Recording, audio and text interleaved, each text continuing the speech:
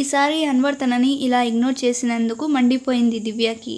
కోపంగా అన్వర్ వెళ్ళిన వైపు చూసి డైనింగ్ టేబుల్ మీద కూర్చొని లతగారు ఇంకా సుమన్ గారితో బ్రేక్ఫాస్ట్ చేస్తూ అన్వర్ని తిట్టుకుంటూ ఉంటుంది. ఇటు కారులో కూర్చున్న అన్వర్ విసురుగా కార్ స్టార్ట్ చేసి కొద్ది దూరం వెళ్ళాక కార్ని ఒక పక్కకి ఆపి పగలబడి నవ్వుతూ ఉంటాడు. తను నవ్వుతూ ఇందాక దివ్య విసిరిన రోషపు చూపులు గుర్తు తెచ్చుకుంటూ ఇంకా నవ్వుతూ పిచ్చిదానా అని నవ్వుకొని ఆఫీస్కి వెళ్ళిపోయాడు. తను ఆఫీస్కి వెళ్ళగానే స్టాఫ్ అంతా విష్ చేస్తున్నా కూడా పట్టించుకోకుండా నేరుగా తన క్యాబిన్లోకి వెళ్ళిపోయి తన ప్లేస్లో కూర్చొని తన పిఏని పిలిచి ఆ రోజు షెడ్యూల్ చెక్ చేసుకొని ఫైల్స్ చెక్ చేస్తూ ఉండగా మళ్ళీ దివ్య ఫేస్ గుర్తొస్తూ ఉంటే ఫైల్స్ పక్కన పడేసి రివాల్వింగ్ చైర్లో వెనక్కి ఆనుకొని తల వెనక చేతులు పెట్టుకొని దివ్య గురించి ఆలోచిస్తుంటే ఈరోజు తను ఉడుక్కోవడం గుర్తొచ్చి నవ్వుకుంటూ అలా కోపంగా మొహం పెడితే ఎంత క్యూట్గా ఉంటావు బంగారం నువ్వు. అలా నీ పెంకి మొహం చూడడానికైనా మళ్ళీ ఇలానే కావాలని డ్రామాలు ఆడొచ్చు అని తను ఎందుకు ఇలా డ్రామా ఆడుతున్నాడో గుర్తు చేసుకుంటూ ఉన్నాడు. పొద్దున దివ్య తన ప్రేమని డ్రామా అన్నప్పుడు తనకి కోపం వచ్చిన మాట నిజమే. అందుకే కోపంగా బాత్రూంలోకి వెళ్ళిపోయాడు.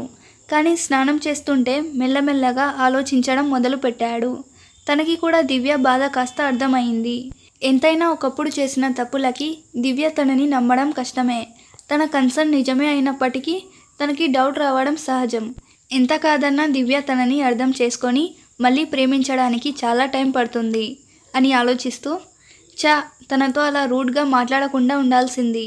ఫీల్ అయిందో ఏమో, ఇప్పుడెళ్ళి సారీ చెప్పాలి అని అనుకుంటూ ఉండగా తనకి మళ్ళీ తలుక్కున్న ఒక ఐడియా మెరుస్తుంది. అమ్మో, ఇప్పుడు సారీ చెప్తే మొదటికే మోసం రావచ్చు, మళ్ళీ మీదికి ఎక్కి తొక్కేస్తుంది. మళ్ళీ తర్వాత కూడా చిన్న తప్పులకి కూడా రాక్షసిలాగా అలిగి కోపంతో అమ్మోరు పూనినట్టు అరుస్తుంది. అందుకే ఇప్పుడు వెంటనే సారీ చెప్పకూడదు. కొన్ని రోజులు కోపంగా ఉన్నట్టు నటించామనుకో, అప్పుడు తను కూడా కొంచెం కూల్ అవుతుంది. మళ్ళీ నెక్స్ట్ టైం ఇలా చిన్న వాటికే అరవకుండా ఉంటుంది అని ఆలోచించి స్నానం చేశాక కావాలనే తన మీద కోపంగా ఉన్నట్టు నటించాడు. ఆ తర్వాత కూడా అలానే ప్లాన్ ప్రకారంగానే తనకి చెప్పకుండానే ఆఫీస్కి వెళ్ళిపోయాడు. ఇదంతా గుర్తు చేసుకొని అన్వర్ నవ్వుకుంటూ మళ్ళీ తనకి చాలా పని ఉందని గుర్తొచ్చి మళ్ళీ తన పనిలో పడిపోతాడు. ఇటు లోపలికి వచ్చిన దివ్య రూమ్ అంతా అసహనంగా తిరుగుతూ ఉంది. తను పొద్దున్న అన్వర్ ప్రవర్తన గురించి ఆలోచిస్తూ వీడేంటి పొద్దున అలా లుక్కిచ్చి వెళ్ళాడు, నిజంగానే నా మీద కోపంగా ఉన్నాడా అని ఆలోచిస్తూ ఉంటే ఉండడా మరి, పాపం బిడ్డ, ఏదో నువ్వు బాధలో ఉన్నావని ఓదారుస్తే నువ్వు దాన్ని తప్పుబట్టి అనుమానిస్తే కోపం రాదా మరి అని సడన్గా వచ్చిన ఈ వాయిస్ ఎవరిదా అని దివ్య అటు ఇటు చూస్తుంటే ఓ హలో, అటు ఇటు చూస్తావేంటి, ఇటు నా వైపు చూడు అని తనకి తన ఎదుట నుంచి శబ్దం వినిపిస్తూ ఉంటే ఎదురుగా చూసిన తనకి తన ఎదుటున్న అద్దంలోకి చూసేసరికి తన అద్దంలో ఉన్న ప్రతిరూపం స్టైల్గా నడుముకి చేతులు పెట్టుకొని తనని చూస్తూ ఉంటుంది. తన ప్రతిరూపం అలా కనిపించేసరికి దివ్య గుడ్లు తేలేసి కళ్ళు నులుముకొని ఎదురుగా చూసేసరికి ఆ ప్రతిరూపం ఇంకా అలానే చూస్తూ ఉండడంతో దివ్య ఒక్కసారిగా భయపడిపోయింది. దాన్ని చూసి దయ్యం అనుకొని తడబడుతూ నువ్వు ఎవరు నువ్వు, అచ్చం నాలాగే ఉన్నావేంటి, కొంపదీసి నువ్వు దయ్యానివా అని అడుగుతుంది. అందుకు ఆ ప్రతిరూపం నవ్వుతూ నీ ఎంకమ్మ, నేను ఏ ఆత్మనో ప్రేతాత్మనో కాదే, నీ అంతరాత్మని అని అంటుంది. అందుకు దివ్య వింతగా ఏంటి నా అంతరాత్మనా అని అడుగుతుంది. అవునే పుస్కి అని అంతరాత్మ అంటుంది. ఎవరినే పుస్కి గిస్కి అంటున్నావు అని దివ్య అంటే నిన్నేనే పుస్కి అని అంతరాత్మ అంటుంది. దివ్య మర్యాద అని అంటుంది. అంతరాత్మ అబ్బా బొంగులో మర్యాద, ముందు నువ్వు నేను చెప్పేది విను అని అంటుంది. ఏంటి నీ గోలా అని దివ్య అంటే అప్పుడు అంతరాత్మ అవునవును నాది గోలే, మరి నీదేంటో, పాపం బిడ్డని అనవసరంగా బాధ పెట్టావు కదా, తీరిందా మరి, ఇప్పుడు చూడు వాడు నీ మీద అలిగాడు, నీతో మాట్లాడకుండా వెళ్ళిపోయాడు. ఎప్పుడు నువ్వు కోపంగా ఉంటే వాడు నీ అలక తీర్చడానికి ట్రై చేసేవాడు, అలాంటిది ఇప్పుడు చూడు వాడు అలిగితే నువ్వు బుజ్జగించాల్సి వస్తుంది. ఇదంతా నీ దూల వల్ల కాదు, నీ దూలతోనే గోటితో పోయేదాన్ని గొడ్డాలి దాకా తెచ్చుకున్నావు. అందుకే ఇప్పుడు కొంచెం సేపు ఆ దూలని పక్కన పెట్టి ముందు నేను చెప్పేది వింటే వాడు మళ్ళీ నీతో మాట్లాడేలాంటి ఐడియా నేను చెప్తా నీకు అని అంటుంది. అందుకు దివ్య కోపంగా తన ప్రతిబింబాన్ని చూస్తూ మాటలు తిన్నగరాని, దూల ఏంటి? నీకు దూల ఉందేమో, నాకు కాదు. అయినా వాడు మాట్లాడితే నాకేంటి, మాట్లాడకపోతే నాకేంటి, నాకేం ఫరక్ పడదు అని మూతి తిప్పుతూ ఉంటే తన అంతరాత్మ తనని చూసి తల కొట్టుకొని, పాప మహానటి, ఇలాంటి ఆర్డింగ్ ప్రోగ్రామ్స్ ఏమన్నా ఉంటే బయట వాళ్ళ ముందు పెట్టుకో. ఎందుకంటే నా దగ్గర నీ పప్పులు ఏవి ఉడకవు. ఎందుకంటే నేనే నువ్వు, నువ్వే నేను కాబట్టి. అయినా వాడు వెళ్ళినప్పటి నుంచి ఇలా కాళ్ళు కాలిన పిల్లిలా ఆ మూల నుంచి ఈ మూల దాకా తిరుగుతూ ఉన్నావు. మళ్ళీ కథలు చెప్తున్నావా? చూడు, నా నుంచి దాచి నీకేం ప్రయోజనం చెప్పు. ఒప్పుకోవచ్చుగా వాడు మాట్లాడకపోతే నీకు ఎక్కడో కాలుతుందని అని అంటుంది. అందుకు దివ్య ఇంకా ఇరిటేట్ అవుతూ, కాలుతుంది, అయితే ఏంటంట ఇప్పుడు అని అంటుంది. అప్పుడు అంతరాత్మ, అది ఫైనల్గా ఒప్పుకున్నావు కాలుతుందని. సరే, అదంతా పక్కన పెట్టు. ఇప్పుడు ఎలాగో ఒప్పుకున్నావు కాబట్టి వాడు మళ్ళీ మాట్లాడాలంటే ఏం చేయాలా అని ఆలోచిద్దాం అని అంటుంది. అందుకు దివ్య కూడా ఆలోచిస్తున్నట్టు ఫోర్స్ పెడుతూ, ఏం చేయాలి అని అడుగుతుంది. సారీ చెప్పాలి అని అంతరాత్మ అంటుంది. అందుకు దివ్య కోపంగా అంతరాత్మని చూస్తూ, నేనా సారీ చెప్పడమా, నెవర్ అని అంటుంది. అప్పుడు అంతరాత్మ, అయితే నీ కర్మ. వాడి వాలకం చూస్తుంటే నువ్వు సారీ చెప్పేదాకా మళ్ళీ మామూలు అయ్యేటట్టు లేడు. నా మాట విను, సారీ చెప్పేయి అని అంటుంది. అప్పుడు దివ్య ఇంకా కోపంగా, నేను చెప్పను అని పక్కన ఉన్న పిల్లో అద్దం మీదకి విసిరేసరికి అంతరాత్మ మాయమైపోయి దివ్య మళ్ళీ ఈ లోకంలోకి వచ్చి, ఈ అంతరాత్మకి ఏం పని లేనట్టు ఉంది, నా మీద పడి ఏడుస్తుంది. అయినా వాడు మళ్ళీ మామూలు అవ్వాలంటే నేను వాడికి సారీ చెప్పాలా? చిచి, నేను సారీ చెప్పడం ఏంటి, చచ్చినా చెప్పను అని అనుకొని మళ్ళీ చెప్పాలా వద్దా అని ఆలోచిస్తూ ఉండిపోయింది. అలా తన ఆలోచనల్లో తన ఈగోదే పైచేయి అవ్వడంతో సారీ చెప్పకూడదు అని దృఢంగా నిర్ణయించుకొని అన్వర్ వచ్చాక ఏం చెయ్యాలా అని ఆలోచిస్తూ మంచం మీద బసిపటం వేసుకొని బుగ్గన 2 చేతులు పెట్టుకొని ఆలోచిస్తూ ఉంది. అప్పటికే సాయంత్రం అవ్వడంతో బీభత్సంగా అలసిపోయి ఇంటికి వచ్చిన అన్వర్ చిరాకుగా తను కట్టుకున్న టైని లూజ్ చేసుకుంటూ లోపలికి వచ్చేసరికి దివ్య అలా ముద్దుగా బసిపటం వేసుకొని కూర్చొని కనిపించేసరికి అన్వర్ చిరాకంతా ఎగిరిపోగా తననే ప్రేమగా చూస్తూ ఉన్నాడు. అంతలోనే వాస్తవంలోకి వచ్చి ఇప్పుడు ఇలా తనని చూస్తూ దొరికిపోతే మొదటికే మోసం వస్తుందని గ్రహించి లేని కోపాన్ని తెచ్చుకుంటూ కావాలనే తను వచ్చినట్టు దివ్యకి తెలియజేయాలని కావాలనే తన కోట్ తీసి దివ్యకి కనబడేలా మంచం మీద తన పక్కనే విసిరేసి తన వస్తువులన్నీ కావాలనే అక్కడ ఇక్కడ పడేస్తూ విసురుగా తన టై తీస్తూ ఉన్నాడు. తన పక్కన అలా కోట్ పడడంతో తేరుకున్న దివ్య ఎదురుగా చూసేసరికి అన్వర్ అంతా కోపంగా వస్తువులన్నీ విసిరేయడం చూసి ఆ వస్తువులన్నీ రూమ్ అంతా చెల్లచెదురుగా పడి ఉండడం చూసి దివ్యకి ఎక్కడలేని తిక్క తన్నుకు వచ్చి కోపంగా అన్వర్ దగ్గరికి వెళ్ళి, నీకసలు కొంచెమన్నా సెన్స్ ఉందా? అసలు సెన్స్ పక్కన పెట్టు, కనీసం ఆ బుర్రలో కొంచెమన్నా గుజ్జు ఉందా?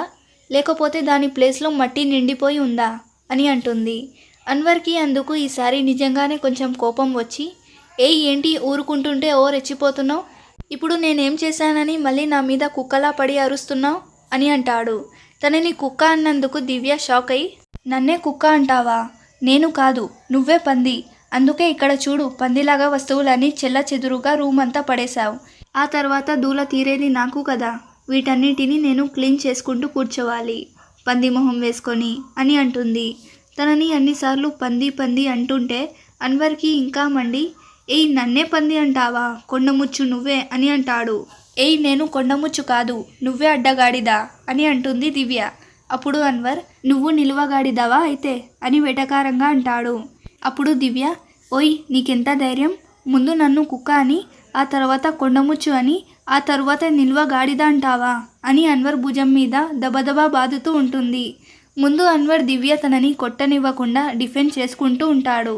కానీ ఇంతకీ దివ్య ఆగకపోయేసరికి ఇంకా వేరే దారి లేక దివ్య 2 చేతులని గట్టిగా తన చేతుల్లో బంధించి వాటిని వెనక్కి మడిచి ముందు నుంచి హత్తుకున్నట్టుగా తనని పట్టుకొని, ఏంటే మొగుడిని అన్న భయం కూడా లేకుండా పోయింది, నా మీదే చేతులు లేపుతున్నావు అని తన పట్టు బిగించేసరికి ఈసారి దివ్య పూర్తిగా అన్వర్ని అత్తుకుపోయి ఒకరి ఊపిరి మరొకరికి తెలుస్తుండగా దివ్య అప్పటిదాకా ఉన్న కోపం మర్చిపోయి అన్వర్ సన్నిహిత్యాన్ని ఎంజాయ్ చేస్తూ ఉంటుంది.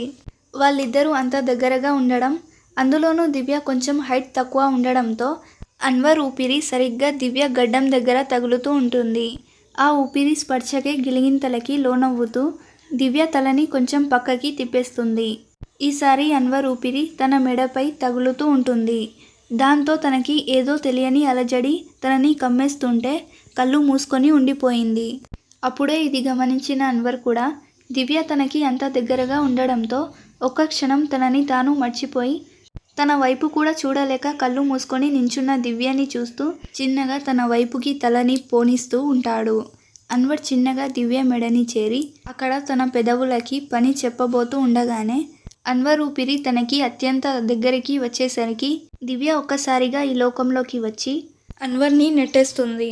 దాంతో అన్వర్ కూడా ఈ లోకంలోకి వచ్చి ఇందాక సన్నిహితంగా ఉండడం వల్ల మర్చిపోయిన గొడవ మళ్ళీ గుర్తుకు వచ్చి నిన్ను ఇలా కాదే ఉండు నీ పని చెప్తా అని దివ్య దగ్గరికి వస్తూ ఉంటాడు. అన్వర్ స్ట్రెంత్ గురించి ముందే తెలిసిన దివ్య దొరికితే బల్లిలా నలిపినట్టు నలిపేస్తాడని గ్రహించి పరుగందుకుంది. ఈరోజు ఎట్టి పరిస్థితుల్లో అన్వర్కి దొరకకూడదు అని తన శయాశక్తులా ప్రయత్నిస్తూ రూమ్ అంతా తిరుగుతూనే ఉంది దివ్య.